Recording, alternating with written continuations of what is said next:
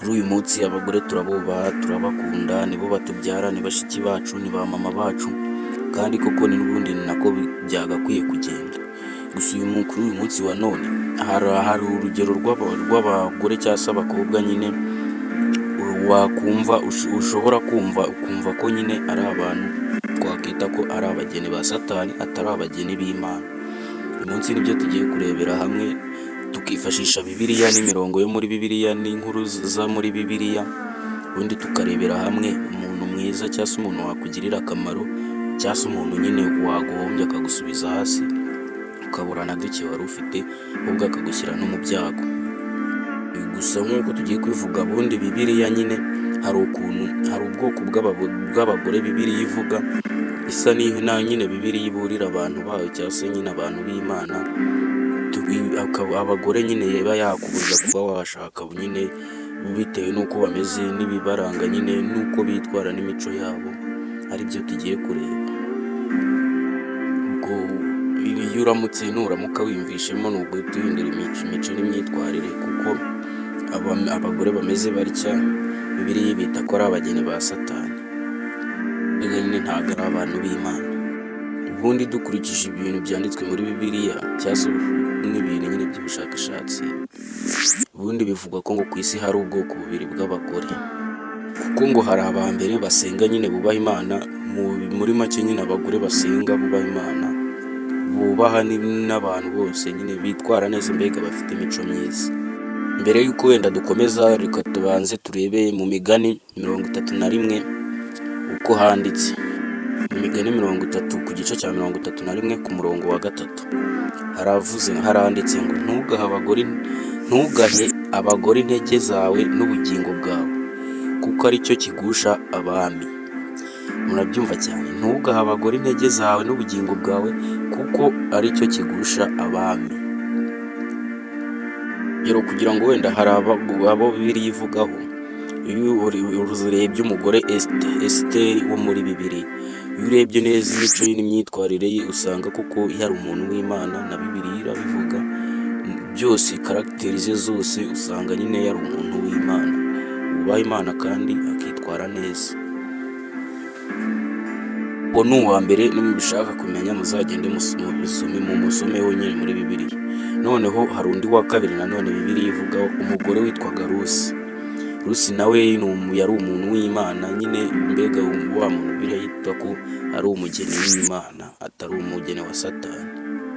Hakaza undi wa gatatu, umugore witwaga Hana, nawe yari umuntu mwiza witwa ko yari umugeni w'Imana, mbega nyine umuntu ufite imico myiza yubaha kandi akubahisha n'Imana, akaba atandukanye na ba bandi bitwa ngo Bibiliya ivuga ngo ni abageni ba Satani. Ndetse kandi nanone Bibiliya ivuga ko ngo nk'abo abagore bameze nk'abo Hana, Rusi, Esiteri bo muri Bibiliya ivuga ko ngo barusha agaciro amabuye y'agaciro yose ari mu isi, ngo barengeje agaciro amabuye y'agaciro yose abaho hano ku isi. Ariko nanone hari abandi bagore nyine batandukanye n'abo, ari nabo tugiye kurebaho. Abagore nyine tubanje ingero nziza z'abo ngabo babaye beza, Bibiliya ivuga nyine uragenda ukanasoma ukabimenya neza cyane. Tugiye noneho kureba ba bandi Bibiliya ivuga ngo ni abageni ba Satani. So mbere y'uko dutangira neza, Bibiliya ubundi yarabanje iratuburira nyine, itubwira neza, itubwira abadukwiriye n'abatadukwiriye, n'ababi n'abeza, mbega nyine itubwira ukuntu abagore cyangwa se abakobwa bashobora kuba bagusha abantu babashuka, aribo ba bandi twavuze babi nyine. Duhite dusoma mu Migani ku gice cy'9 ku murongo wa 13 ukuntu handitse, haravuga ngo umugore w'umupfapfa cyangwa se upfapfana arasakuza. Murumva hano mu Migani ku gice cy'9 ku murongo wa 13 haranditse ngo umugore w'umupfapfa arasakuza. Bagakomeza bavuga ngo kandi ni ikirimarima kandi ntacyo amenya. Murabyumva neza cyane ko hari uburyo Bibiliya yagiye ituburira kenshi nyine, igenda itwereka ibintu byose. Ubundi narababwiye ngo Bibiliya nubwo ari kenshi ari ijambo ry'Imana, harimo n'ibintu nyine, harimo n'isomo ry'ubuzima ryigisha ukuntu umuntu yakwitwara, ukuntu umuntu yabaho neza. Si iby'Imana gusa, hakubiyemo ubundi bintu byinshi cyane. Hano ngo ni ukuntu yishyira hejuru, mbega kumva ko azi ubwenge, kandi ariko hano Bibiliya haravuga ati uwo mugore w'umupfapfa ni ikirimarima, arasakuza kandi nta kintu na kimwe abazi, nta kintu abazi. Ni hahandi nyine aba yumva abizi ibintu byose, azi ubwenge, ariko nta kintu azi, nta kirimo rwose. Kuba wamushuka, wamukoresha ibyo ushaka, wamujyana muri gahunda zawe zose, ariko we ubwe yibwira ko ari umunyabwenge, ko ari umuntu uzi ubwenge cyane uhambaye, kandi mu by'ukuri atari byo. Ikindi kandi nanone ngo ntabwo azi guha agaciro ibintu bizahoraho, ahubwo wareba iby'ako kanya, kwa kundi umuntu areba ibyiza kuri uyu munota, ariko iby'ejo ntabyiteho, iby'agaciro bizakomeza kuba agaciro by'ejo ntabe yabyitaho nyine. Nanone ukagaruka ugasoma hano mu Migani ku gice cya 21 ku murongo wa 19, haranditse ngo nyine haranditse ngo wajya kwibera ku gasozi kadatuwe kuruta kubana n'umugore w'umunyamwaga cyangwa se utera intonganya. Aha nyine ni ukubwira abagabo cyangwa se nyine abasore, ku buryo aho kugira ngo nyine uba uri kumwe n'umudamu nk'uwo bamwe twita abageni ba Satani, ni kiruta wajya kwibera ku gasozi kadatuwe katabaho n'umuntu n'umwe, kuruta kubana n'umugore w'umwaga utera intonganya. Murabyumva cyane. Ubundi harimo n'indi mirongo myinshi cyane Bibiliya igende bigarukaho cyane. Impamvu ni ukugira ngo banze mbereke ingero nyinshi cyane, ubundi tugende tuvuge no ku bandi bantu, abagore bo muri Bibiliya twereka nyine, kugira ngo murusheho kubyumva neza cyane. Nanone iyo ukomeje usoma hasi haranditse ngo mu rugo rw'umunyabwenge hari ubutunzi bw'igiciro cyinshi n'amavuta ya elayo, ati ariko umupfapfa we abipfusha ubusa, akabimaraho neza byose. Murabyumva neza cyane ukuntu Bibiliya ikomeza igenda ibivuga, mbega nyine igenda ibavugaho cyane. Mu rugo kwa kundi uzasanga nyine namwe, ariko murabyumva, mu rugo rw'umunyabwenge hari ubutunzi bw'igiciro cyinshi buhambaye nyine n'amavuta ya elayo, ariko umupfapfa we abipfusha ubusa, akabimaraho. Murabyumva neza cyane. Reka twikomereze noneho sasa ni n'abo bagore. Nanone reka mbanze nkumvime neza. Iyo nanone ugarutse hano mu Migani bundi havuga nyine ku bagore b'abapfapfa cyane. Mu Migani hano ku gice cya 11 ku murongo wa 22 haranditse umugore w'uburanga bwiza utagira umutima ni nk'impeta y'izahabu ikwikirwa mu mazuru y'ingurube. Ariko aha noneho biranasekeje. Umugore w'uburanga bwiza utagira umutima ni nk'impeta y'izahabu ikwikirwa mu mazuru y'ingurube. Noneho ni no kuyikwikiramo nta nubwo ari ukuyambara. Kugira ngo murabyumva neza cyane ukuntu Bibiliya ikomeza kubagarukaho igenda basobanura neza cyane kurusha uko twebwe twabyiyumvisha. Ni ukuvuga ngo hano ubundi ikintu Bibiliya ivugaho cyane, ibi kintu yavuze ikakibandaho cyane, biba bifite agaciro kurusha uko twebwe abantu tubyiyumvisha nyine ngo twumve uburemere bifite cyangwa se imbaraga nyinshi bifite. Aha, umugore w'uburanga bwiza utagira umutima ni nk'impeta y'izahabu ikwikirwa mu mazuru y'ingurube. Murabyumva neza cyane. Ni ibintu mbega nyine Bibiliya ikomeza kugenda ibagarukaho, uburyo ki nyine abantu b'abageni, abagore b'abageni cyangwa se abakobwa b'abageni ba Satani tugomba kubirinda. Noneho tumaze gusoma imirongo yose, reka duhite tukwigendera ku ngiro z'abagore bo muri Bibiliya. Turakomeza no kwifashisha n'imirongo yabo yo muri Bibiliya yanditse abagore nyine bameze b'abageni ba Satani, atari abageni b'Imana, abagore cyangwa se abakobwa, ku buryo uramutse uri umugabo cyangwa se uri umusore ukwiye kubirinda mbega nyine, kuko nta cyiza bakugezaho tu. Ikindi kandi nubwo ari ingero zo muri Bibiliya ushobora kubyumva ugasanga hari abo mwari muri kumwe bameze batyo, hari uwo wateretaga umeze utyo, gusa aha ngaha nyine ibyo Bibiliya bivugaho mwabyumvishe ko nta cyiza bakugezaho usibye kugombye gusa. Aha rero niyo byo mvuga ngo ushobora kumva izo ngero ukumva mbega hari n'uwo mwandi muri n'inshuti nyine ameze gutyo, reka tubarebe, tuze tubarebere hamwe turebe ngo bameze gute. ese abo bagore Bibiliya yita ngo ni abageni ba Satani ni babi ku ruhe rwego? Reka turebe ingero zo muri Bibiliya. Abagore bo muri Bibiliya murabazi, reka nze mbavuge. Twagiye ahangaha, umugore tugiye kureba wa mbere wo muri Bibiliya ni umugore witwaga Herodiyasi. Herodiyasi muramuzi neza cyane, umugore witwaga Herodiyasi. Ubundi hariho umwami witwaga Herodi Antipasi. Akaba yari afite umwamikazi nyine, umugore we witwaga Herodiyasi. Gusa nanone haje kubaho ikintu, ubwo uwo mugore Herodiyasi n'uwo mwami Herode baje gutandukana, buri wese akajya ku bukwe, buri wese mbega agaciza inzira ziwe. Ibyo rero nibyo Yohana Umubatiza yaje kuvuga ati ibyo ntabwo ari byo. Yohana Umubatiza nyine muramuzi, yaje kuvuga ati ibyo ngibyo ntabwo ari byo habe na gato. Wapi impamvu Yohana Umubatiza yabirwanyije akavuga ati wapi, ubwo umwami Herodi n'umugore we Herodiyasi bamaraga gutandukana, ngo bakomeje nyine kujya bahura nyuma bakaryamana, bakamukomeza nyine kubikora nk'umugore n'umugabo kandi batabana nyine baratandukanye. Nibwo rero Yohana Umubatiza yaje kuvuga ati we nyine yari umukozi w'Imana, umuntu nyine mbega nyine yari umubatiza. Aza kuvuga ati ibyo bintu ntabwo mukora, ntabwo ari byo, ibyo ngibyo ni uburaya, ntaho bitandukaniye n'uburaya. Mbega nyine urabyumva, byabaye nk'aho Yohana yaje kwereka Herode nyine yuko yaje kwereka umwami Herode ko ibyo ngibyo mbega nk'umwibutsa cyangwa se nk'umukebura yuko ibyo bakora atari byo, batandukanye, nimba bashaka bagikundanye bashaka gukomeza kubana, bakongera nyine bakabana. Asa naho nyine abakebura avuga ati ibyo nibyo, aravuga ati ibyo ngibyo ni uburaya, ntabwo ari byo. Ibyo ngibyo rero byaragiye, niho byagiye bibabaza wa mugore Herodiyasi, ararakara cyane ku rwego rwo hejuru. Umugore yaratekereje aravuga ati umugabo wanjye turaryamana, twarabyaranye.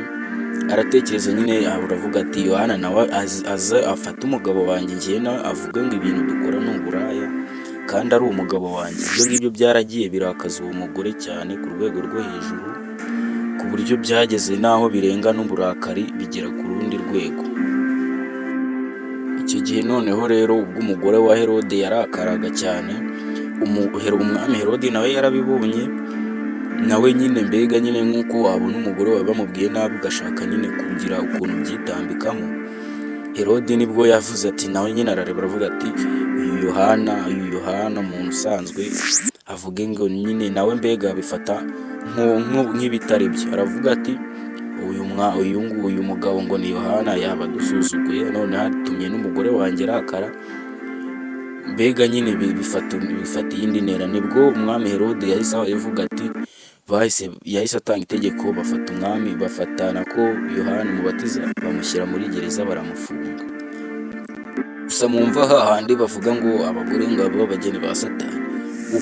Ubwo umwami Herode yamaraga gufunga Yohana Umubatiza, umugore Herodiyasi we ntabwo yanyuzwe, ntabwo byamushimishije. Yumvaga ibyo ari akantu gato, mbega yumvaga amagambo yavuze arusha agaciro kuba bamufunga bakamushyira muri gereza. Ntiyanyuzwe, yarakomeje ararakara, ahubwo bisa naho uburakari bukomeza kwiyongera ku rwego rwo hejuru, kugeza ubwo umugore yaje kuvuga ati ibi bintu ngewe byarambabaje cyane, nta n'ubwo amagambo ngewe yanyise njye n'umugabo wanjye ntabwo akwiye kuba bamufunga gusa. Mbega nyine yumvaga wenda banamwica cyangwa se bakamukora n'ibindi bintu bihambaye birenze kumufunga. Nibwo umugore yaje kuvuga ati ibi ngibi ngiye kubyikurikiranira ngiye ubwanjye. Wumve na umugore yabonye gufunga umuntu bidahagije, agira n'avuga ati ngiye ibi ngibi ngiye kubyikurikiranira mpaka kugeza numva ngejeje aho nyuzwe. Ugasoma hano muri Matayo ku gice cya 14 guhera ku murongo wa 6 kugeza ku wa 8. Murabizi ubwo yari isabukuru nyine, nicyo bihavuga hano muri Matayo ku gice cya 14 ku murongo wa 6 kugera ku wa 8, nibyo havuga. Ubwo yari isabukuru ya Herodi nyine, muri Bibiliya handitse ngo umunsi wo kwibuka kuvuka kwa Herodi usohoye. Nibwo nuza wa mugore Herodiyasi yaje kohereza umukobwa we ngo ajye kubyinira se nyine kuri iyo sabukuru, ku isabukuru. Noneho nibwo umukobwa yaje arabyina neza nyine ashimisha abantu bose bari bari aho, n'umwami Herode nyine yumva aranezerewe cyane, banasomye banyweye n'akantu. Noneho nibwo umwami Herode yaje kwishima aravuga ati mwana wanjye we, dore wangiriye neza, watumye ikirori cyanjye kigenda neza, abantu bose barishimye kandi nanjye nanezerewe. Ubu ngubu nibwo umwami Herode yahise arahira ati urambega nyine urabizi ijambo ry'umwami aba ari ijambo, ntabwo ripfa gupfa ubusa, nyine aba ari ijambo rikaze cyane kandi aba rihagazeho ntabwo rihinduka. Nibwo umwami Herode yaje kubwira uwo mukobwa we ati nsaba icyo ushaka cyose ndakiguha.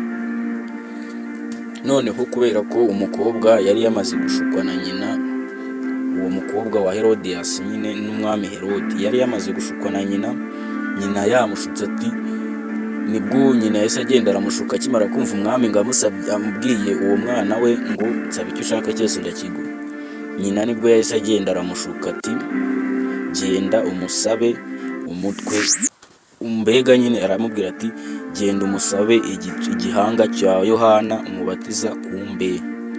Nibwo hano ku murongo wa 8 haranditse ngo nawe amaze koshywa na nyina aramubwira ati, mbega nyine uwo mukobwa amaze gushukwa na nyina nibwo yahise agenda abwira umwami Herode ati igihanga cya Yohana umubatiza ku mbehe.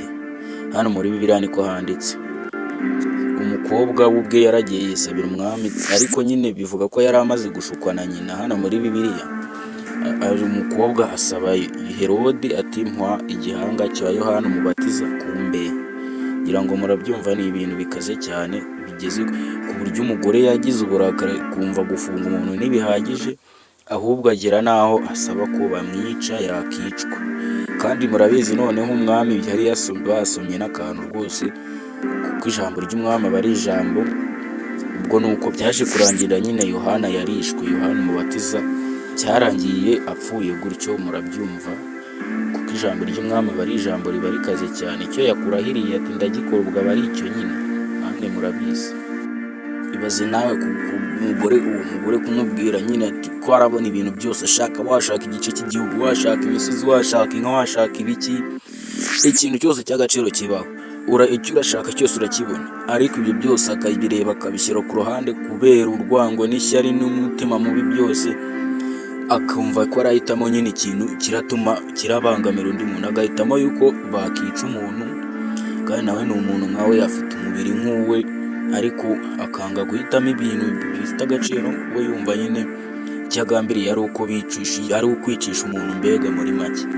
Murabyumva namwe, uwo mugore nta kuntu ataba ari umugeni wa Satani, uwo ntabwo ari umugeni w'Imana, reka. Gusa nanone muri iyi si abantu baratandukanye, ntabwo abantu twese tumeze kimwe. Hari abantu nyine usanga kuri iyi si hari umuntu nyine bitewe n'ukuntu ari hejuru n'umwanya afite hejuru, kuba yaragerewe ubuntu akagira wenda nk'umwanya ukomeye ahantu runaka, cyangwa se we ubwe akaba ari umuntu ukomeye, ku buryo ayo mahirwe yagize aho yakayakoresheje neza agirira neza abandi bantu, ahubwo akayakoresha neza abangamira abandi bantu, abicisha.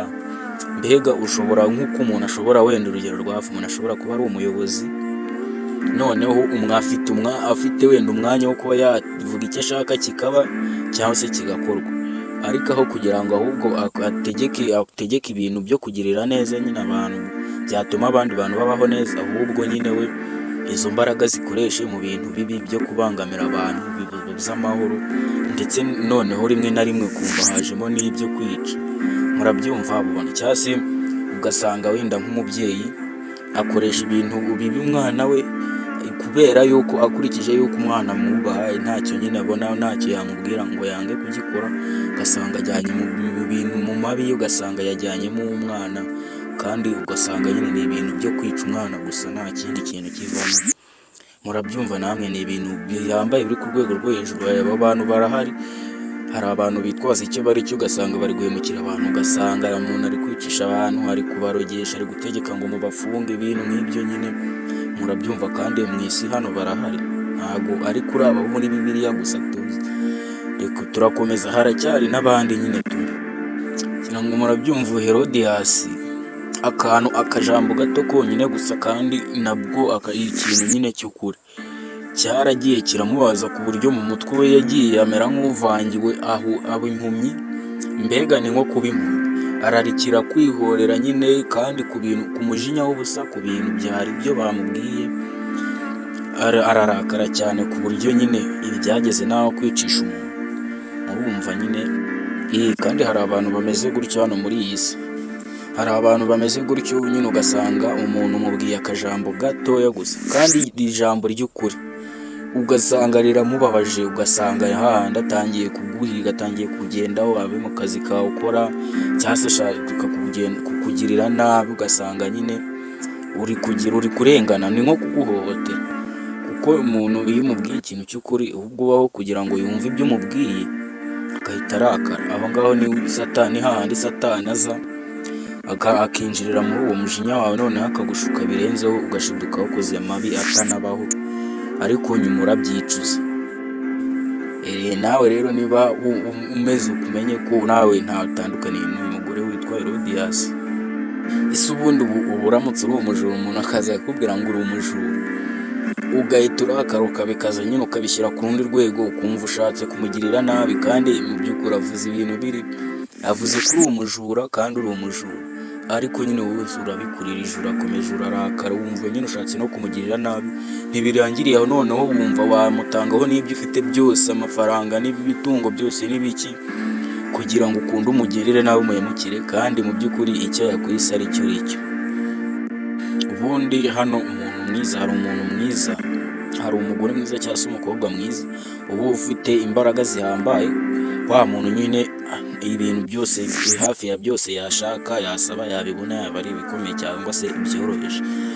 Ibyo ngibyo ubundi nyine iyo aramutse ari umugeni w'Imana, cyangwa se nyine atari uwo abageni ba Satani tuvuga, yakabikoresheje neza nyine mu bintu bituma abantu bigarura amahoro mu bantu, gufasha abantu n'ibindi bintu nk'ibyo bisa nabyo nyine, ariko apana kugira ngo ahubwo bahungabanye bitewe n'izo mbaraga ufite. Rega ni ubuntu uba waragiriwe. Hano kuri isi twese twavutse turi abantu, twese twaremwe kimwe, twese turi mu ishusho y'Imana, kandi twese turareye. Ikintu hano cyaje kubaho ku isi ni uko abantu bose twese ntabwo tunganya amahirwe. Hari abameze neza, hari ababayeho neza, hari ababayeho nabi, hari abantu nyine bari hejuru no ku rwego rwo hejuru, hahandi nyine umuntu ntacyo yashaka ngo akibure icyo ari cyo cyose. Rero ubwo bushobozi ubundi iyo uri umugeni w'Imana bukoresha neza mu kugarura amahoro mu bantu, mu kubagaruramo icyizere, mu kubafasha ukagira nabo nyine ubufasha mu buryo runaka nyine, birumvikana. Ibyo ngibyo bya Yohana Umubatiza nuko byarangiye, waciwe umutwe. Noneho ahangaha reka tujye ku mugore wa kabiri hano w'umugeni wa Satani. Hano tugiye noneho ku witwaga Delila muramuzi, yari umugore wa Samusoni. Gusa murabizi ukuntu inkuru yose uko byagiye bimugendekera, ukuntu nyine, mbega murabizi uburyo Delila, Samusoni yari umugabo wifitiye imbaraga zihambaye cyane, Imana yaramuhaye nyine umugisha w'imbaraga kugira ngo azakore ibintu byiza, agende afasha abantu n'ibindi bintu byinshi cyane. Ubundi aha iyo turebye inkuru ya Samusoni bivugwa ko yari umugabo ufite imbaraga zihambaye cyane, Imana yari yaramuhaye ziva mu musatsi we. Ubundi bivugwa ko kuva yavuka kugeza abaye umugabo, nta nshuro na rimwe umusatsi we bari barigeze bawogosha. Urumva yari gahunda y'Imana, yari umugambi w'Imana. Ubu rero kugwa kwa Samusoni, intege nke zabaye uwo nguwo Delila. Mbega nyine kugwa kwa Samusoni byaturutse kuri Delila. Nta muntu, murabizi, nta muntu utagira intege nke. Hari n'igihe uri umuntu ukaze cyangwa se uri umuntu ukomeye, ariko ugasanga nk'iyo bigeze ku bakobwa uhita uca bugufi nyine. Mbega abakobwa iyo uri umuntu ukaze, ariko byagera ko si n'abakobwa gusa, n'ibindi bintu runaka, ugasanga nyine nta muntu ubura ahantu agira intege nke, niyo waba uri umuntu ukaze ukomeye gute. Rero Samusoni nawe yari umugabo w'igitangaza rwose, Imana yahaye imbaraga, ariko intege nke zaje kuba uwo nguwo Delila ari we wamukoze. Niyo mpamvu bavuga ngo ubundi nyine ubwiza bw'umukobwa, ntabwo uwo mukobwa we ubwe kuba ari mwiza ntabwo byagagombye kuvuga ngo ni ibintu nyine birashyira mu kangaratete abagabo cyangwa se abasore, ahubwo akabukoresha mu bintu byiza byo gufasha nyine, akaba n'umuntu mwiza, mbega akaba umugeni w'Imana, apana bya bindi byo kuba umugeni wa Satani. Ariko rero nyabona unarebe ko wakanze subscribe kugira ngo dukomezanye ibintu ari amahoro bimeze neza. Ni ukuvuga ngo inkuru nk'izi wana mba nazimeye nkazishakisha nkajya mu bitabo no muri Bibiliya hose nkazitarurayo kugira ngo nze ndebe ko nyine twarushaho nyine kumera neza, tukaba abantu beza b'Imana kandi banasirimutse babayeho neza no mu buzima busanzwe. Nyine tukabanza rwose ukande subscribe na like ubundi dukomezanye twinjire neza mu bya Delila na Samusoni, ukuntu Delila yaje kuba umuntu mubi kuri Samusoni kubera ubwiza bwa Delila.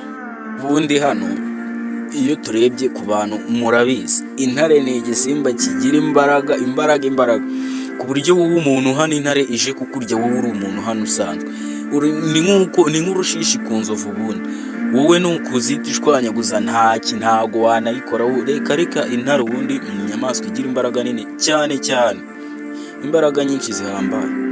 Aha rero muri Bibiliya bivuga ko Samusoni yari afite imbaraga ubwe, nta kindi kinakoresheje, nta ntwaro. Bivuga ko yashwanyaguzaga intare ubwe n'amaboko ye n'imbaraga ze gusa, nta kindi kintu akoresheje. Intare akayishyira hasi rwose, akayishwanyaguza mpaka akayica neza, akayiheza umwuka. Murabizi ikindi kintu, murabizi Samusoni yishe abagabo 1000 akoresheje igufwa. Abagabo 1000 akoresheje igufwa. Ni ukuvuga ngo ni igufwa n'inuza, ndakeka ari ngo ni igufwa ry'indogobe. Murabyumva ko ni ibintu byari umugisha kuri Samusoni. Imana yari yaramwereye imbaraga kugira ngo azafashe ibintu byinshi abantu, zabagirire neza, nyine agenda bafasha ibintu byinshi. Nanone ngo usanga hanini nanone Samusoni nawe yabigizemo uruhare mu kugwa kwe, kuko yari umuntu uhambaye, umuntu wasizwe amavuta n'Imana, wahawe imbaraga zo kuzakora ibintu byinshi.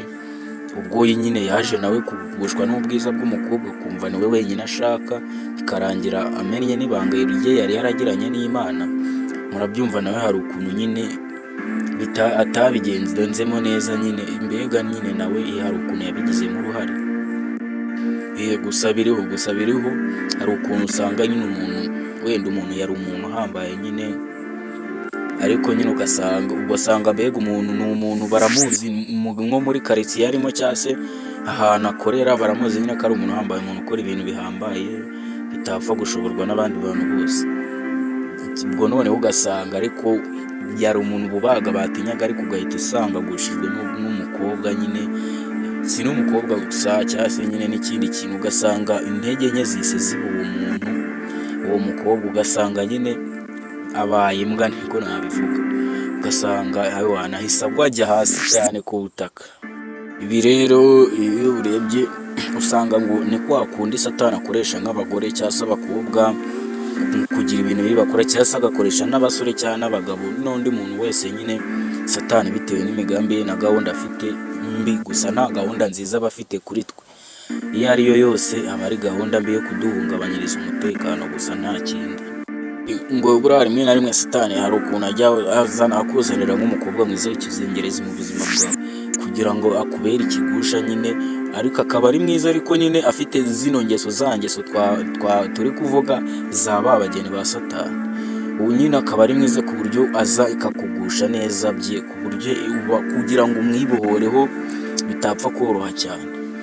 Ugasanga nyine Satani akoresheje ubwo buryo muri izo nzira, akakugusha niba bakoraga ibintu byiza, imirimo myiza y'Imana cyangwa se n'ibindi bintu byaguheshaga icyubahiro, ugatangira ukajya hasi cyane, ukajya down.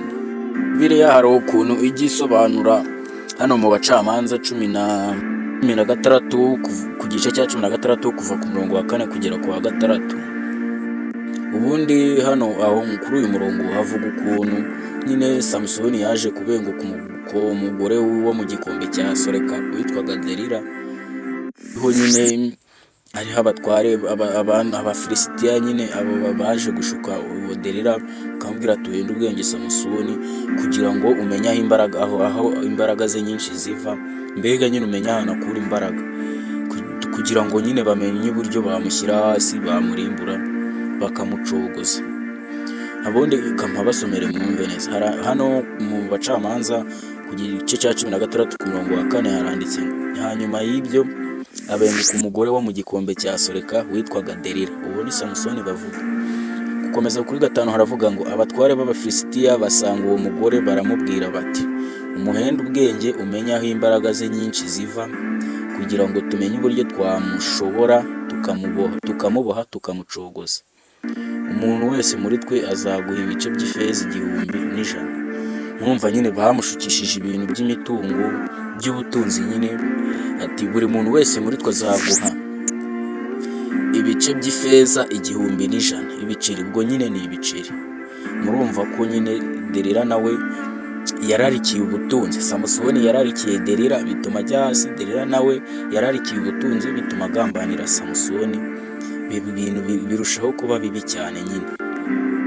Ngira ngo murabizi hano no mu isi, hano muri iyi si kuri ubu bijya bibaho, ugasanga nk'umuntu nyine wenda urugero, ugasanga umuntu abantu babuze nk'ukuntu bamufata cyangwa se bamushyira hasi, ugasanga bamushyizeho maneko y'umukobwa, akagenda akamureha nyine, kamwereka ko uwo mukobwa nyine akajya kureba uwo muntu, kamwereka ko amukunze nyine, kugira ngo nyine bakoresha ubwiza bw'uwo mukobwa bashyira hasi uwo mugabo cyangwa se uwo musore.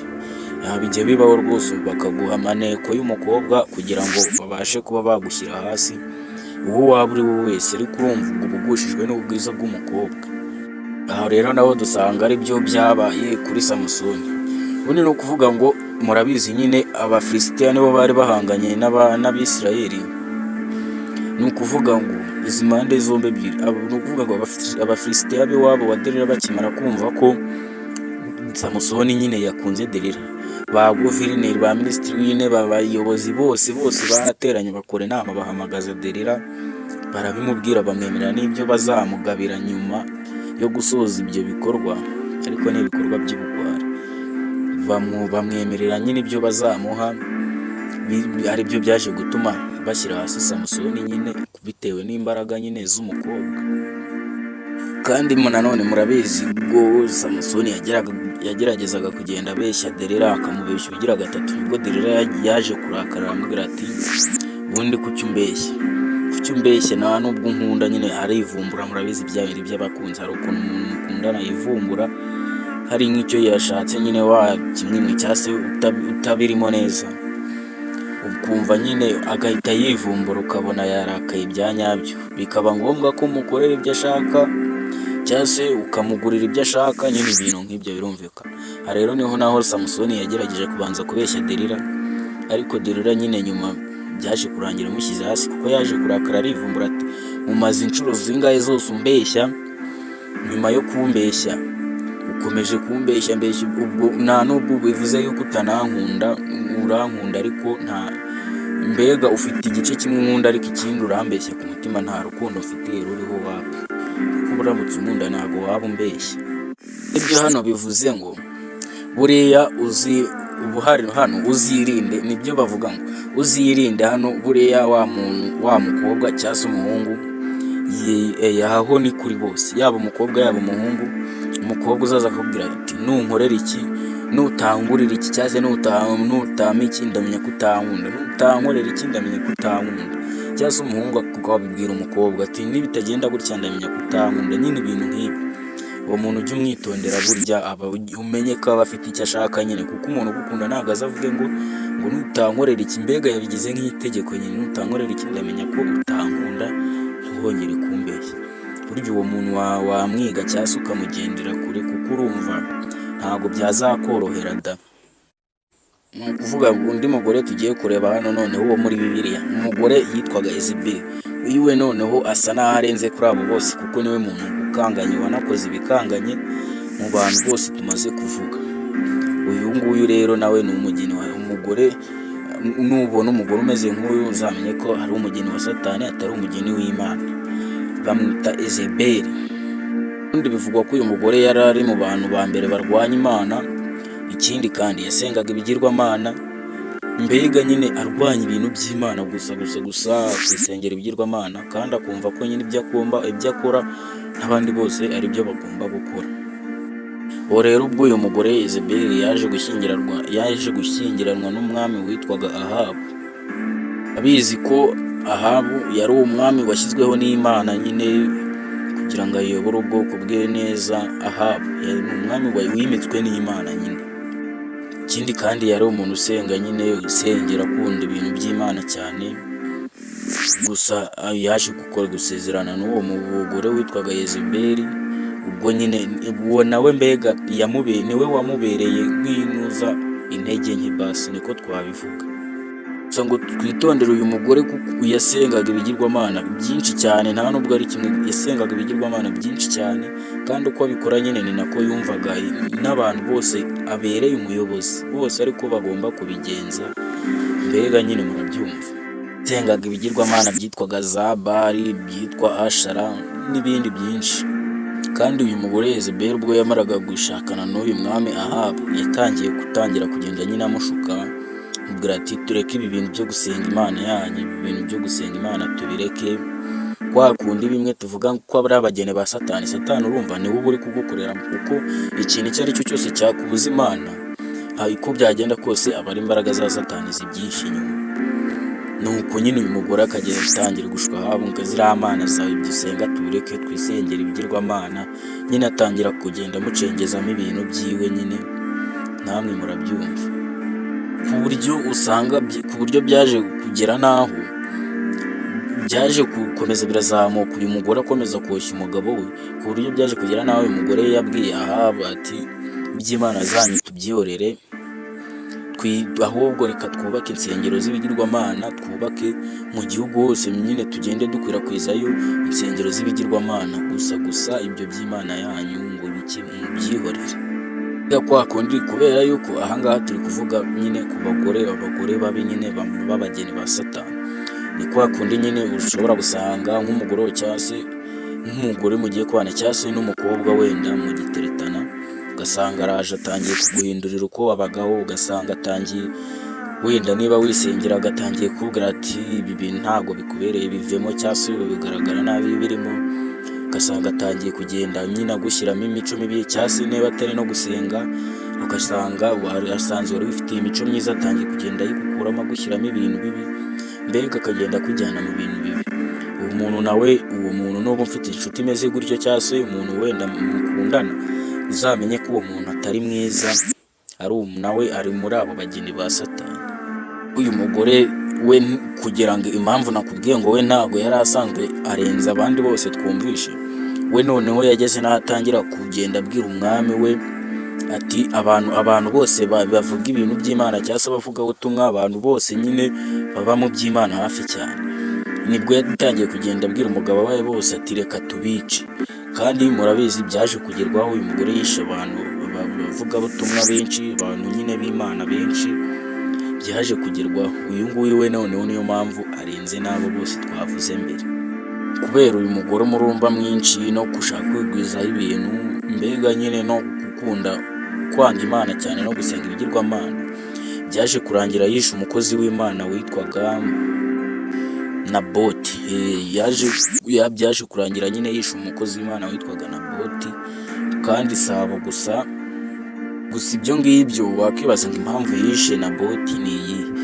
Ni ukuvuga ngo Naboti nyine yari umuntu ufite ubutaka nyine ibintu by'imitungo, uwo mugore mbega yamwishe kugira ngo atsindire nyine imitungo ye, atware imitungo ye y'uwo mukozi w'Imana witwaga Naboti. Kandi koko byaje kurangira bibaye kubera wa mutima we umururumba n'umugugu byo gushaka nyine kwigwizaho ibintu kandi ubikuye ku bandi. Ikindi kandi ukamenya yuko uyu mugore Yezebeli akaba ari umwamikazi w'umwami Ahabu, byaje kurangira yishe abahanuzi b'Imana barenga 1000. Mbega urumva nyine abakozi b'Imana, abahanuzi n'abavugabutumwa bose, bivugwa ko hano yishe abahanuzi b'Imana 1000 barenga, ntabwo ari bo gusa, ahubwo bivugwa ko yishe abahanuzi b'Imana barenga 1000. Ubwo abo ngabo nyine bari abo muri Isirayeli.